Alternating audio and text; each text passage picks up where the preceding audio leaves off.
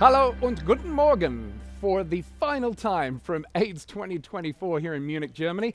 I'm Carl Schmidt, and this is the International AIDS Society and Plus Life's daily kickoff show, coming to you for the very last time from the Global Village, the heart of the conference. It's been an incredible week here, and it's been a pleasure kicking off the day with you each morning. We've got a lot to get to this morning, including our highlights from when we last saw each other, as well as what we're looking forward to today at AIDS 2024.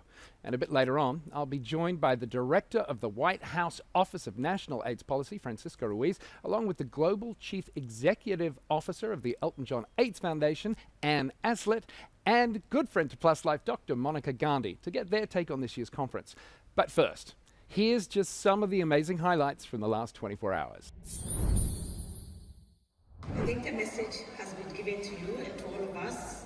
Sex work is work. PEPFAR Ambassador Dr. John Nkingasong delivered a powerful keynote address at a special session focused on taking responsibility and leadership towards ending HIV. The time is right to do the right thing, which is to really entrust that leadership into the hands of the countries. Using the power of community-led research and evidence-based advocacy, we improve the outcomes of people living with HIV. Radical honesty and bold solutions are what are needed to end AIDS, and that's exactly what was being discussed at a satellite session yesterday. Accomplished a lot, and there is no longer this sense of urgency about HIV being a risk or something that we need to continue to prioritize. Renowned health journalists gathered for a panel on making complex scientific and policy concepts accessible to a global audience by putting people first, how to translate science and policy to the world. Even when you write about the science, even when you write about the new treatments, prevention options, long-acting PrEP, whatever it is, it's always about the people. And it was a celebration of all things U equals U in the Global Village. Plus Life's own Raif Darazi and I Am a Beautiful Story creator Doreen Muracha strapped on their dancing shoes and joined in the fun for a dance party that highlighted the diversity and creativity of the U equals U movement and helped bring attention and raise awareness to the U equals U university resources. What a great way to wrap up an amazing week of activities here in the Global Village, which has been celebrating its 20th anniversary as an integral part of the conference. Now, it may indeed be the last day of the conference, but that doesn't mean that things are slowing down. Here's what we've got our eyes on today. I learned that, living with HIV comes, of course, with a huge burden, but also with some privileges that you would lose if you would not have HIV any longer. Happening right now, a plenary session on preparing for the future.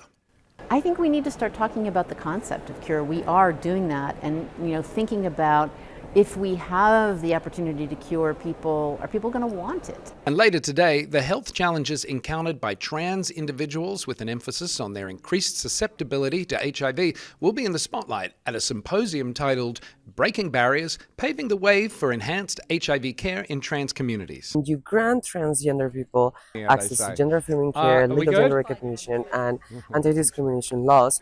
You give them the chance to reduce minority stress and then take care of themselves. Here we go. 3, 2. It has indeed been a very action-packed and full week here at AIDS 2024. Joining me now in the Plus Life studio to give their unique perspectives and thoughts on how this year's conference has been, the Director of the White House Office of National AIDS Policy, Francisco Ruiz. Good to see you. It's a very big business card. You need to get all of that on there. Global Chief Executive Officer of the Elton John AIDS Foundation, Anne Aslett, and our good friend from the University of California, San Francisco, friend of Plus Life, Monica Gandhi. Good to see you, Doc. Good to see you. Let's dive straight in. The theme has been putting people first. How have you felt? Has the conference succeeded in delivering on that message, Anne? Yeah, I think it really has. I mean, tons and tons of sessions which have actually talked about it doesn't make any difference what kind of services we deliver. If they're still top down, if they're not actually driven by communities, they're not going to work. And we love that, because at the foundation we run a rapid response fund which absolutely helps the individual before it helps anybody else. I think it has worked, yeah. Dr. Gandhi, I say this all the time. Put people first. It's like U equals U. It's really kind of simple and obvious, isn't it?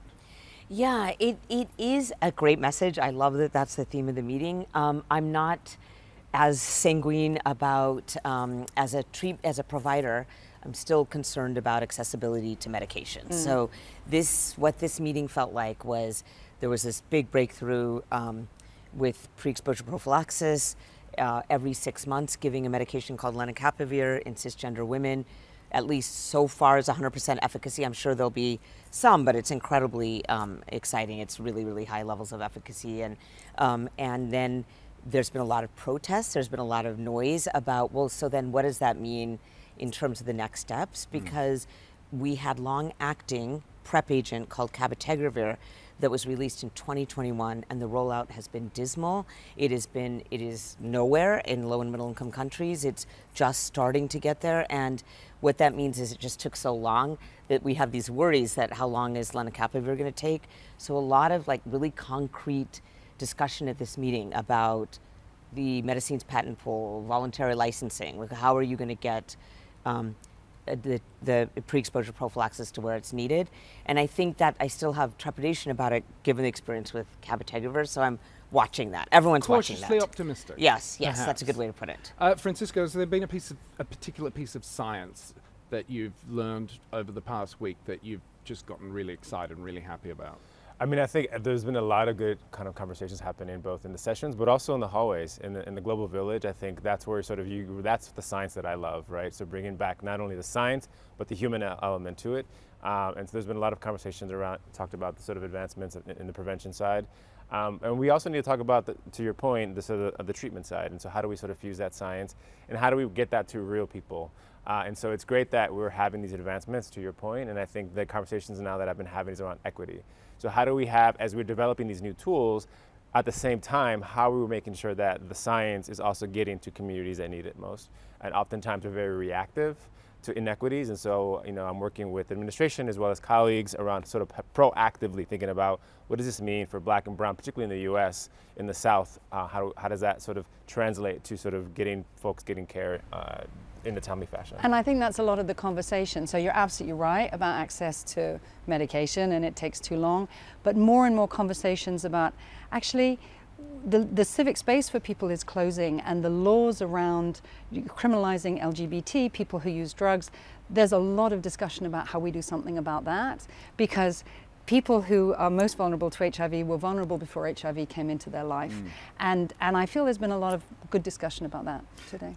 In yesterday's show, we were talking about, I asked Melanie Ott, I said, are you surprised that we still have this level of stigma 40-something years on with everywhere? Yes, I am surprised. Why is it still there? I mean, am I not doing my job properly in the media and my colleagues?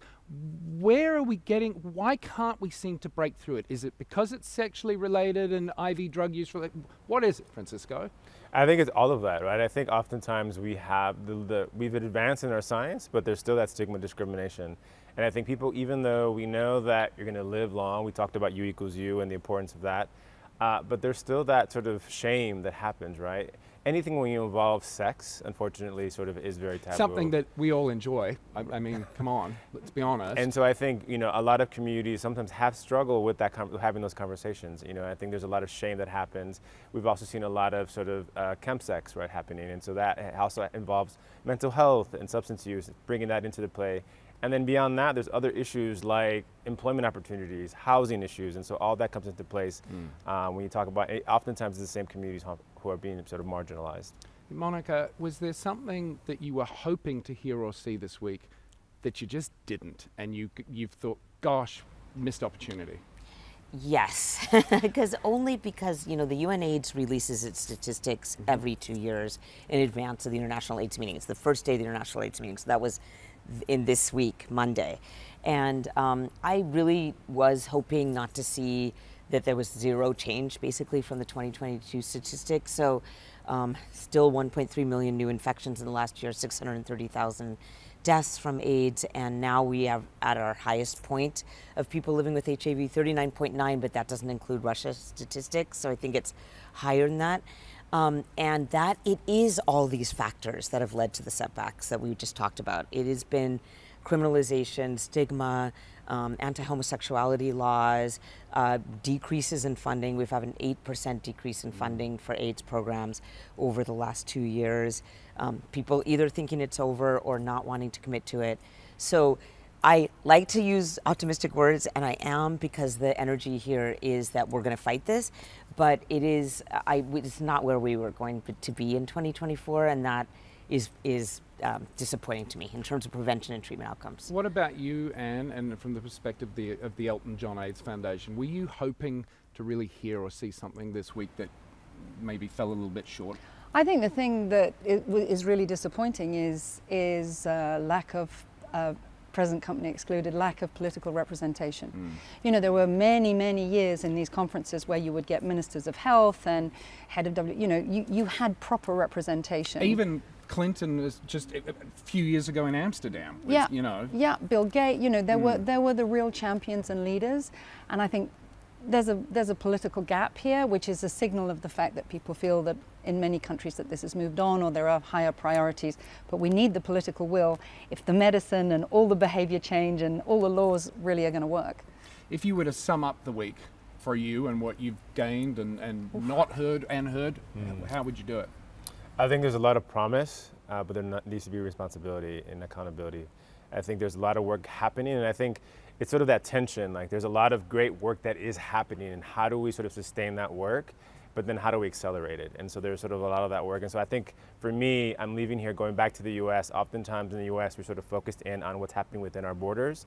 And there's a lot of great models that I've seen outside of the US that I want to bring back to and see how we can sort of scale that up, test it out, and sort of break down the borders in regards to how we do our HIV work. I think I really like hearing you say that, because I remember in Montreal a few years ago, I was having that same conversation with Dr.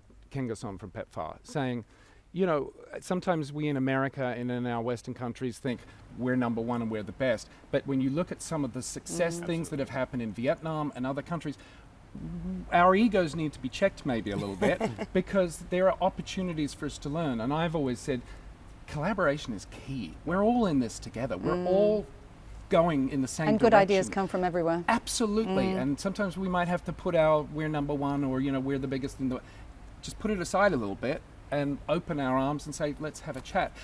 Let's try and finish this up on a positive note. With everything you've seen and heard this week, how hopeful are you that we will get on top of this one day and these conferences won't have to happen? Oh yeah, I'm hopeful. I mean, the stuff around PrEP, albeit that it's going to take a while for it to roll out, the idea that there would be a twice a year, almost like a flu shot, and that'll get hopefully to annually, and we were just in a session around progress on vaccines. We will get there. We definitely will get there. My concern is, as I say, the political will, and by association the funding, to make sure that we finish the job, because we have a tendency in the world to kind of get so far and go, okay, we're almost done with that, let's move on. But I know I'm hopeful. What about you? I am very hopeful, actually, because of not just prevention but treatment. So I treat a publicly insured population in San Francisco, and the long-acting treatments have been really helpful if you have experiences with housing instability, like you said, all these other social determinants, that you just come in, get it, and then you move on with your day, and then you have other things to deal with. So I'm very hopeful about the long-acting treatments, and there were quite a few phase 1 studies of other long-acting treatments that are going to be put together. So I am feeling hopeful that between treatment, prevention, someday a vaccine, I hope, that we will get there. We just have to keep on working. What about you, Francisco? I'm very hopeful. I mean, I think you here is the space of that, right? Making sure the people that have the lived experience are helping to shape the narrative. In the past, in the 80s and 90s, we were silenced. We didn't have the microphone. We didn't have the platforms, and I think I'm seeing that more and more. As someone living with HIV myself, being in the White House is very much of an honor, and I don't take that the opportunity lightly. And so I think having folks who are able to carry the story and also carry sort of the science collectively, I think is going to help make the champions. Well, I know it's the start of the day, but I thought we'd finish off with just a little cheers and a toast. You know, and this will make the last day of the conference a little smoother for you, perhaps. Yes. Or in my case, I'm going to now go and fall asleep and have a cheer. But thank you all for joining me. Cheers. Here's to a very good Putting People First conference. Yes. Thank you all.